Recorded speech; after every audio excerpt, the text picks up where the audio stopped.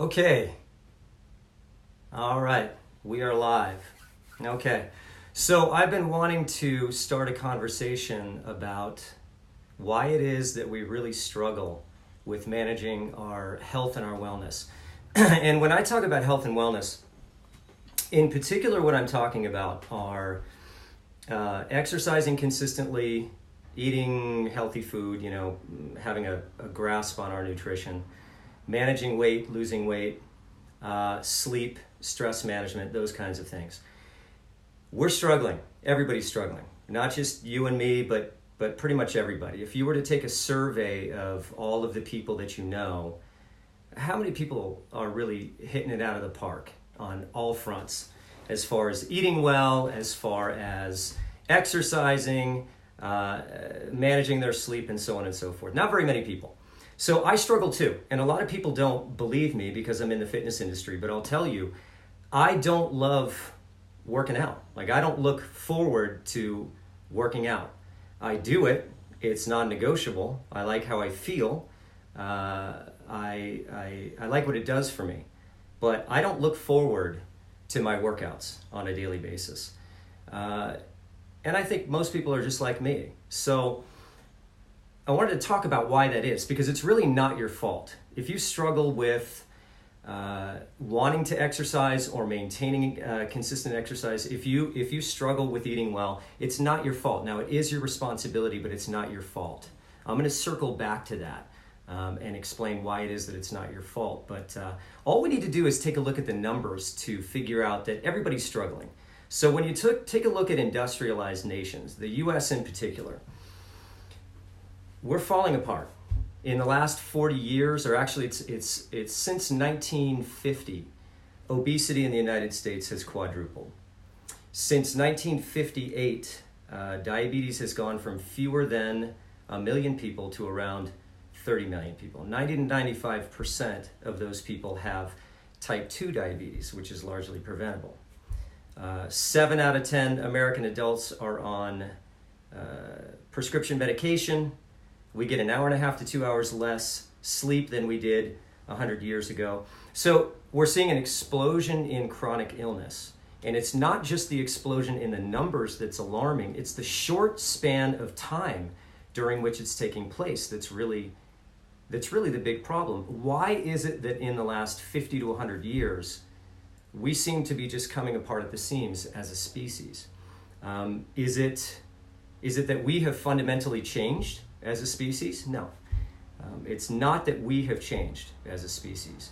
So I want to talk today about something that probably most of you have not heard about, because it's something that is pretty much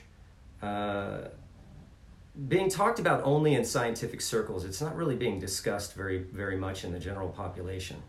But it goes a long way to explaining why it is that we all struggle as human beings with managing our health and our wellness, our weight, eating well, and exercise. And it's a concept that's called evolutionary mismatch. And I'm going to explain it to you in a second. But first of all, when we talk about our struggles, typically what happens when I talk to people, and I talk to people on a daily basis in the course of doing my work, hundreds of people, thousands of people every year, and I've been doing this for 25 years. What I hear from people commonly is, I'm not motivated, and I need accountability. I hear those things a lot. And I hear a sense of shame in that. There's a context of real kind of self-recrimination in that. People are beating themselves up like, what the hell is wrong with me? Why can't I get it together as far as exercising and eating well? I know that I need to do it, but I just can't seem to do it. I lack motivation. I lack accountability. And then when you hear trainers or people in the fitness industry talk about it, you're going to hear them refer a lot to mindset and discipline, things like that. All of those things are factors, and all of those things are important when we're talking about motivation, we're talking about accountability, we're talking about mindset, and we're talking about discipline. All of those things are important, but they are not the causes of why we struggle. And until we identify the causes for the struggle, we're not going to be able to kind of work on solutions. So I want to talk to you today about evolutionary mismatch, which is something that I love looking into, and I love researching, and I like talking about, although most people, probably the last thing on earth they want to do is talk about anthropology and evolutionary biology, but I'm a geek like that. So I like to talk about that, but it goes a long way to explaining why it is that we struggle with our behavior. So evolutionary mismatch explains how, as a species, for millions of years, we lived in an environment of scarcity. Calories were scarce, they were hard to come by, and we were competing with a limited amount of resources with a lot of other animals. And this was the environment in which we lived for millions of years. So keep that concept in mind, that we lived for millions of years in an environment of scarcity. And we adapted and evolved for millions of years to be able to cope with conditions of scarcity. A long, long time. And we did a good job. We did a good job of developing adaptations that enabled us to survive under conditions of scarcity. If we didn't do a good job of it, we wouldn't be here as a species. So we did. We did a good job. But we were never able to create a surplus of food. So for millions of years, we were hunter-gatherers. And that meant we would go out every single day, and we would forage for food, and we would hunt for food. And we would gather up enough calories for ourselves and for the other members of our tribe, and basically just enough calories to make it to the next day and get up and do it all again. And that was the way that we lived. There were no days off. You didn't get to call in sick. There were no holidays. There's no retirement.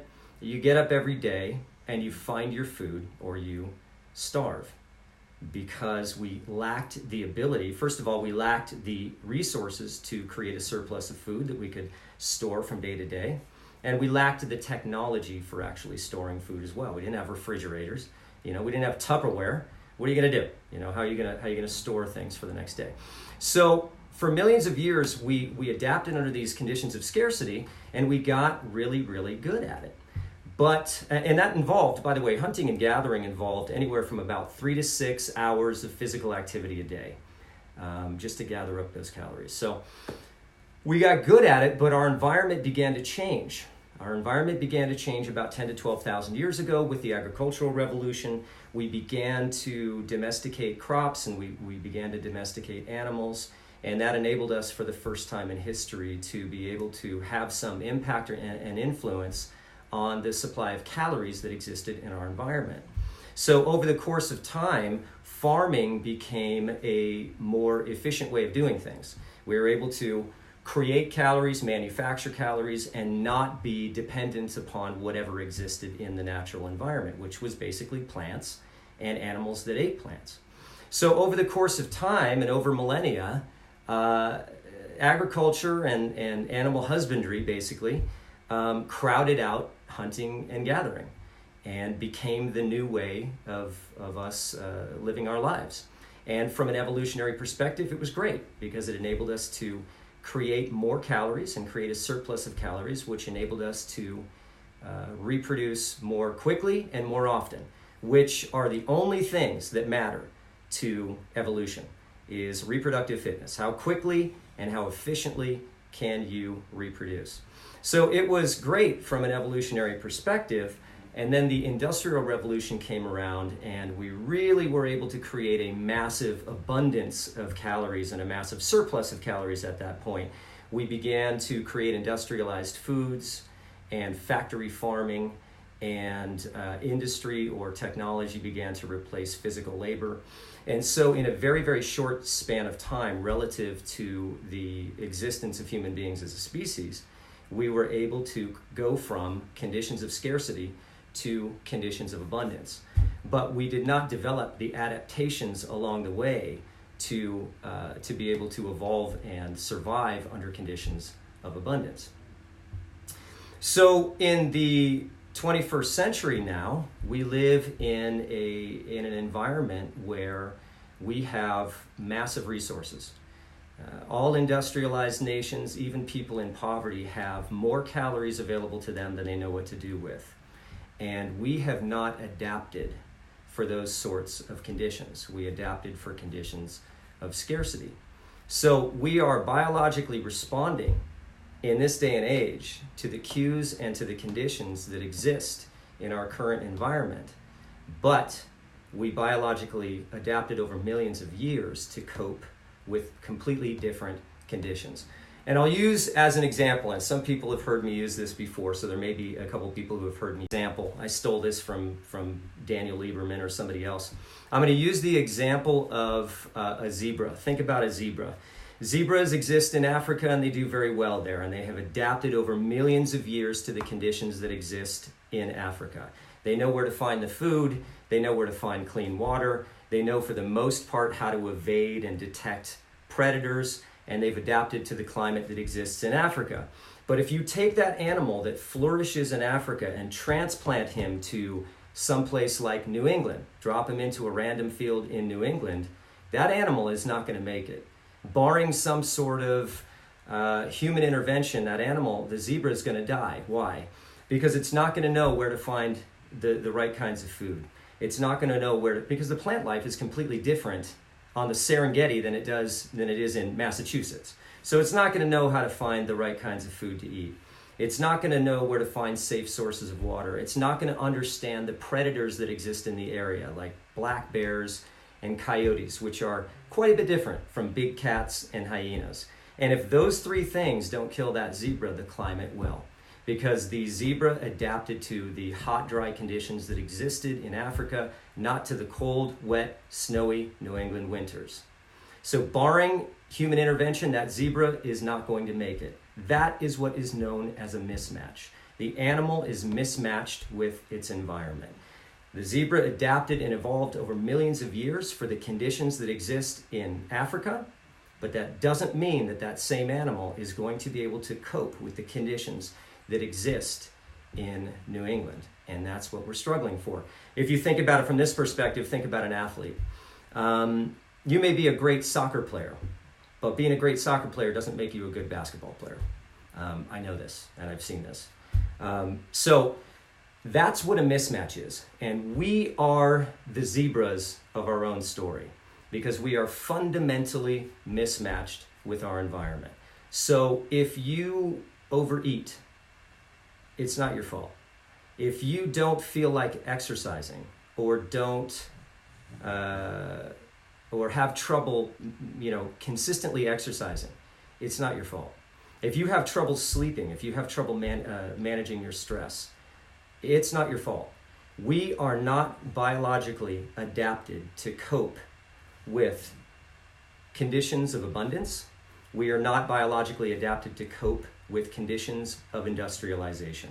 Specifically, we're not biologically adapted to cope with high doses of simple carbohydrate and refined sugar, which are the staples of industrialized food.